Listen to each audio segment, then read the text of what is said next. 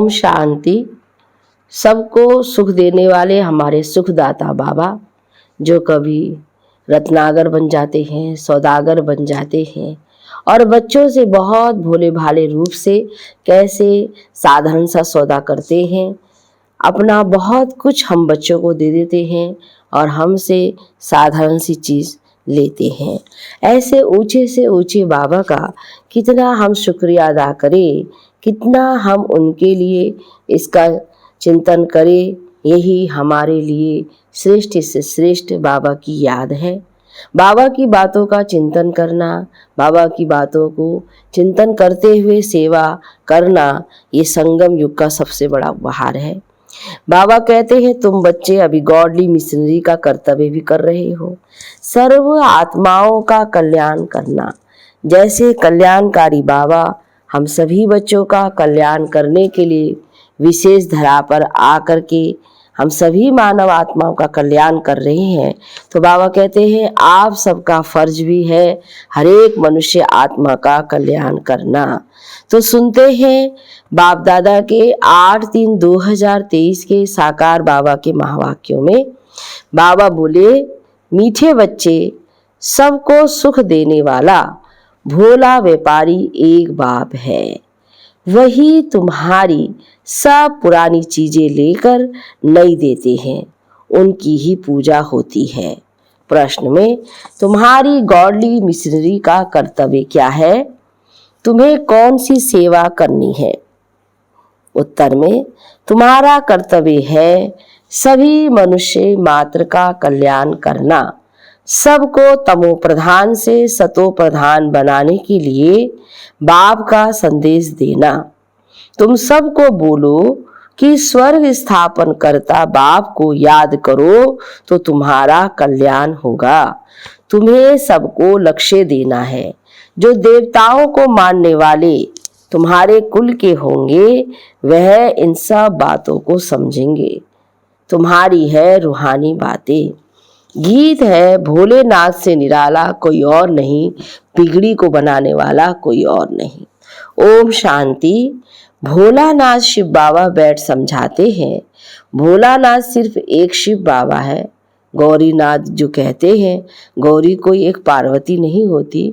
गौरीनाथ या बबूलनाथ अर्थात बबूल जैसे कांटों को फूल और जो सावरे बन पड़े हैं उनको गोरा बनाने वाले हैं, इसलिए बाबा को गौरीनाथ भी कहते हैं। तो महिमा सारी है ही एक की, यह है मनुष्य सृष्टि रूपी झाड़ व ड्रामा। जब ड्रामा कहा जाता है तो उनमें जो मुख्य एक्टर्स है वे जरूर याद आते हैं। तो मुख्य जरूर हीरो हीरोइन की जोड़ी होती है। यहाँ तो मुख्य कोई जरूर चाहिए। मात पिता नामी ग्रामी है। सूक्ष्म वतन में कहते हैं शंकर पार्वती है। ब्रह्मा का किसको पूरा मालूम नहीं है। ब्रह्मा सरस्वती कह देते हैं, परंतु वह कोई जोड़ी है नहीं। वास्तव में शंकर पार्वती की भी जोड़ी है नहीं। विष्णु को भी दुनिया नहीं जानती। उनको जो अलंकार दिखाते हैं वह भी उनके नहीं है। यहाँ लक्ष्मी नारायण की जोड़ी कहेंगे तो अब सभी से भोलानाथ उनको कहा जाता है जो बहुत सुख देने वाला है। भोलानाथ व्यापारी भी है, हमसे पुरानी चीजें लेकर नया देते हैं, नई देता है। पहले पहले बुद्धि में आना चाहिए, सभी से ऊंच कौन? सृष्टि का सबसे ऊंचा कौन है? सबसे अधिक सुख देने वाला कौन है? हमारा सुखदाता बाबा, जो बहुतों को सुख देते हैं, उनकी पूजा भी होती है। तो यह सब विचार सागर मंथन करने की बातें हैं। विचार सागर मंथन का नाम बहुत बाला है। तो विचार किया जाता है, मनुष्यों में ऊंच से ऊंच है लक्ष्मी नारायण। अच्छा, उन्होंने क्या सुख दिया है जो मनुष्य उनका नाम लेते हैं या उनकी पूजा करते हैं? वास्तव में उन्होंने सुख तो कोई भी नहीं दिया है। हाँ, वे सुख धाम के मालिक थे, परंतु उनको ऐसा बनाया किसने? इनके पहले वे कहाँ थे? अगर बाबा उनको ऐसा नहीं बनाता तो वे कहाँ होते? सभी को सुख देने वाला मालिक कहा जाता है, लेकिन इनको भी सुख देने वाला कौन बनाया? ऐसा तो बाबा ने बनाया। लक्ष्मी नारायण को इतना धनवान और सुख देने वाला किसने बनाया? तो विचार आता है, अगर बाबा उन्हों को ऐसा नहीं बनाता तो वे कहाँ होते? यह सब तो बच्चों को मालूम है। आत्मा तो कभी विनाश होती नहीं। उन्हों को ऐसा काम किसने सिखलाया जो इतना ऊंच बने? जरूर कोई शिक्षा मिली है। दुनिया नहीं जानती वह पास्ट में कौन थे। तुम अब जानते हो लक्ष्मी नारायण 84 जन्म भोग अंत में ब्रह्मा सरस्वती बनते हैं। तो क्या लक्ष्मी नारायण की महिमा गाई जाए या उन्हों को जो पुरुषार्थ कराने वाला है अथवा प्रारब्ध देने वाला है उनकी महिमा की जाए? कितनी गूढ़ बातें हैं। समझाना है कि लक्ष्मी नारायण क्या करके गए, उनको भी सारी राजधानी चली है। भी कैसे राजधानी स्थापन होती है, परंतु गायन सिर्फ एक का ही चला आता है। शंकराचार्य ने आकर सन्यासियों की रचना रची, फिर उन्हों की पालना भी की। फिर जब तमो प्रधान अवस्था को पाते हैं तो उन्हें सतो प्रधान कौन बनाए? बाबा ने सबको तमो प्रधान बनाया है। लक्ष्मी नारायण जो सतो प्रधान थे फिर चक्र लगाकर तमो प्रधान में आते हैं। हर एक का ऐसा होता है, भले कितने भी बड़े मर्तबे वाला हो, सतो रजो तमो से हर एक को पास करना है। बाबा कहते इस समय सब पतित है। अब पावन बनाने वाला बाबा स्वयं धरा पर आ गए हैं। तो बाबा कहते क्यों आते हैं बाबा? क्योंकि सारी सृष्टि ही पतित है। तो तमो प्रधान दुनिया को फिर से सतो प्रधान कौन बनाए? पहले पहले सतो प्रधान सुख में आते हैं, फिर दुख में आते जाते हैं। यह राज अब तुम बच्चों को समझाया जाता है। 84 जन्म लेना होता है तो जरूर सतो प्रधान से तमो प्रधान बनना ही होगा। हर चीज सतो रजो तमो जरूर होती है। बाबा कहते कोई भी चीज जब श्रेष्ठ है तो तमो प्रधान भी होती है। टर्स को भी ऐसे होता है, वह भी अब तमो प्रधान है। तो फिर भी अब सबसे ऊंच से ऊंच कौन है जो कभी भी तमो प्रधान नहीं बनता? अगर वह भी तमो प्रधान बन जाए तो फिर उनको सतो प्रधान कौन बनाए? फिर बलिहारी उनकी हो जाए, मतलब जो बनाए उनकी हो जाए। तो इसीलिए बाबा जैसा श्रेष्ठ कोई नहीं। ऐसे ऐसे विचार सागर मंथन करने से दिल में जो पॉइंट जचती है, अच्छी लगती है तो सुनाई जाती है। भोलानाथ परमपिता परमात्मा ही सबको सदगति दाता सतो प्रधान बनाने वाला है। सब दुर्गति से निकल गति सदगति को पाते हैं। नंबरवार जो भी पहले पहले आएंगे वह सतो प्रधान सतो रजो से होकर फिर तमो प्रधान बनेंगे जरूर। पहले पहले जब आत्मा नीचे आती है तो उनको सुख भोगना है, दुख भोग न सके। मनुष्य पहचान नहीं सकते कि ये नया सोल है, इसीलिए इतना सुख है, मान है। हम सब की तमो प्रधान अवस्था है। तत्व खानियां आदि सब तमो प्रधान है। नई चीजें थी अब पुरानी हो गई है। वहाँ का अनाज फल फूल आदि कैसे अच्छे होते हैं वह भी बच्चों को साक्षात्कार कराया जाता है। सूक्ष्म वतन में बचियां जाती हैं, कहती हैं बाबा ने सूबी रस पिलाया। जरूर ऊंच बाप चीज भी ऊंची देते होंगे। बच्चों को यह बुद्धि में रहना चाहिए, ऊंच से ऊंच एक भगवान ही है, याद भी सब उनको करते हैं। गॉड फादर कहते हैं गॉड रहते ही ऊपर में। आत्मा गॉड फादर को याद करती है, क्योंकि आत्मा को दुख है तो भोलानाथ बाप आकर फिर सुख देते हैं, तो उनको क्यों नहीं याद करेंगे। आत्मा कहेगी हम शरीर के साथ जब दुखी होते हैं तो बाप को बहुत याद करता हूँ। रावण दुश्मन दुख देते हैं तो बाप को याद करते हैं। दुख में हम सभी आत्माएं परमात्मा को सिमरन करती हैं। फिर जब हम आत्मा स्वर्ग में रहती हैं तो बाप को याद करती हैं। यह आत्मा कहती है बाप को ही पुकारेंगे ना। मनुष्य तो उनका एक्यूपेशन बायोग्राफी कुछ नहीं जानते, ना ड्रामा का राज जानते हैं कि कैसे आत्मा चक्र में आती है। तुम बच्चे अब जानते हो माया रावण दुख देने वाली है। यह रावण राज्य शुरू हुआ है द्वापर से, यह भी समझाना है, क्योंकि यह किसको पता नहीं है कि सबसे पुराना दुश्मन रावण है। उनकी हिम्मत पर ये पार्टीशन आदि हुआ है। अभी तुम बच्चे समझते हो हम श्रीमत से भारत को स्वर्ग बनाते हैं। वही सदगति दाता सबका है। वह जब आए तभी ब्रह्मा विष्णु शंकर से कार्य कराए। ऊंच से ऊंच वह एक ही है, उनकी बायोग्राफी को कोई नहीं जानते। ये खेल ही ऐसा बना हुआ है। तो बाबा समझाते सबसे बड़ा दुश्मन रावण है, उस पर जीत पानी है। समझाते भी उनको है जिन्होंने कल पहले भी समझा था, वही आकर शूद्र से ब्राह्मण बनते। अब विचार करो, सतयुग से त्रेता अंत तक कितनी संप्रदाय वृद्धि को पाती रहेगी। तो इतने सबको ज्ञान देने की सर्विस करनी है, इतने सब में ज्ञान का बीज भरना है। ज्ञान का विनाश नहीं होता, लड़ाई वालों का भी उद्धार करना है। हमारे दैवी संप्रदाय वाले जहां होंगे वह निकल आएंगे। उन लड़ाई करने वालों को ही कहा जाता है जो युद्ध के मैदान में मरेंगे वह स्वर्ग में जाएंगे, परंतु उनके कहने से स्वर्ग में जा नहीं सकते जब तक तुम लक्ष्य ना दो। लक्ष्य सिर्फ ब्राह्मण ही दे सकते हैं। मरना तो है ही। मुसलमान अल्लाह को याद करेंगे, सिख लोग गुरु नानक को याद करेंगे, परंतु स्वर्ग में थोड़ी जा सकते हैं। स्वर्ग में जाना होता है संगम पर।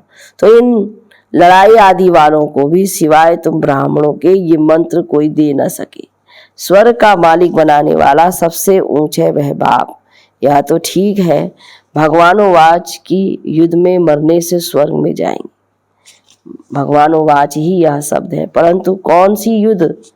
बाबा ने जो समझानी दी, युद्ध है दो, एक है रूहानी, दूसरी है जिस्मानी। उन गोली चढ़ाने वालों को तुम ज्ञान दे सकते हो। गीता में भी है मन मना भाव। अपने बाप को स्वर्ग को याद करो तो स्वर्ग में जाएंगे। जब संगम युग हो तभी तुम स्वर्ग में जा सकते। वह है जिस्मानी बातें, यह है सब रूहानी बातें। हमारी है माया पर जीत पाने की युद्ध। मरने समय मनुष्य को मंत्र दिया जाता है, यह जाते ही मरने के लिए है। तो बाप का संदेश देना है।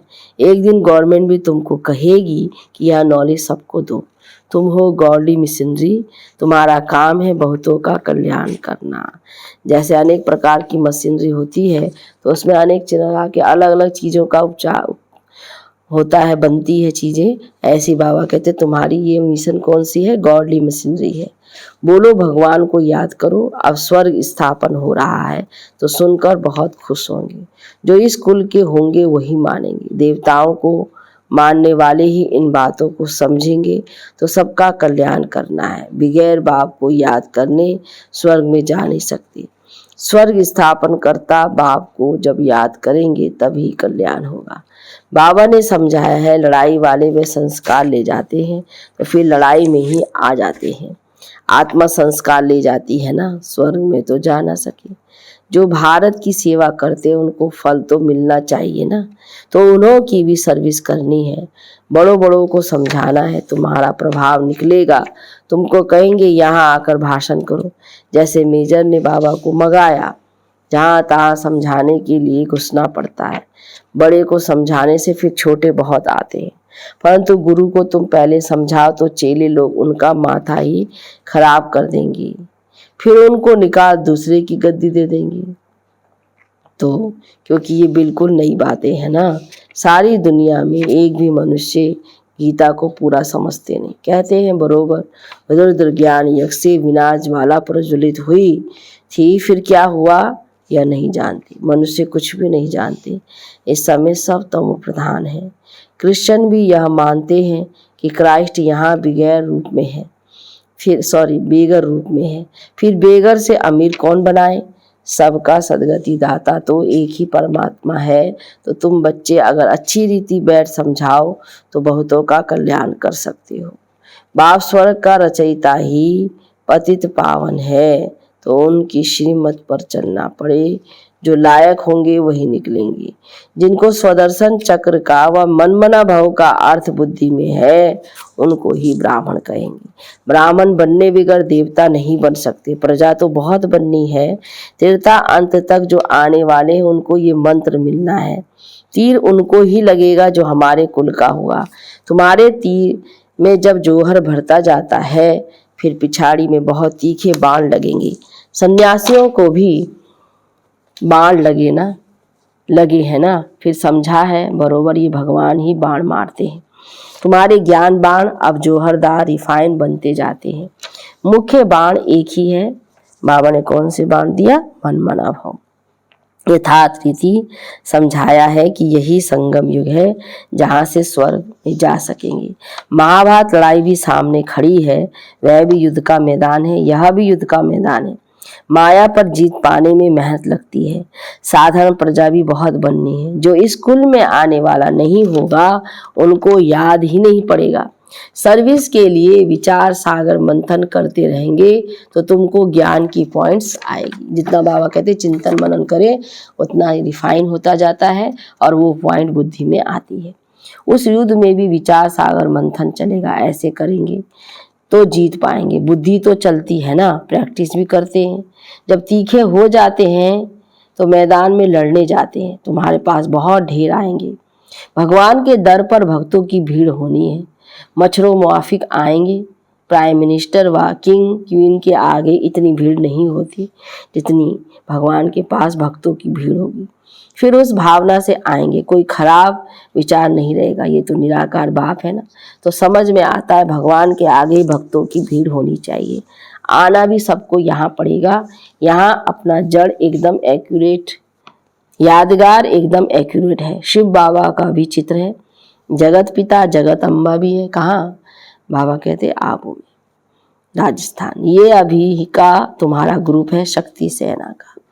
अच्छा मीठे मीठे सिकिलदे बच्चों प्रति माता पिता बाप दादा का याद प्यार और गुड मॉर्निंग।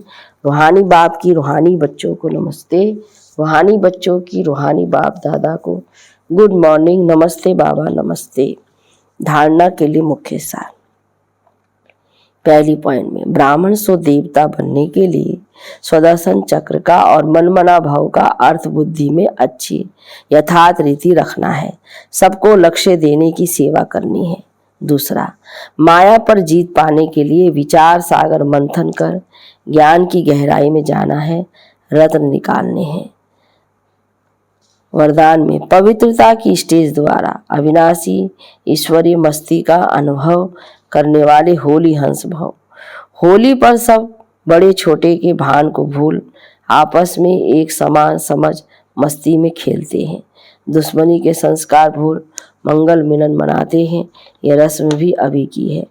आप बच्चे जब होली अर्थात पवित्रता की स्टेज पर ठहरते हो, बाप के संग के रंग में रंगे हुए होते हो, तब ईश्वरीय मस्ती में देह का भान व भिन्न भिन्न संबंध का भान, छोटे बड़े का भान विस्मृत हो एक ही आत्म स्वरूप का भान रहता है। यही होली हंस स्थिति है।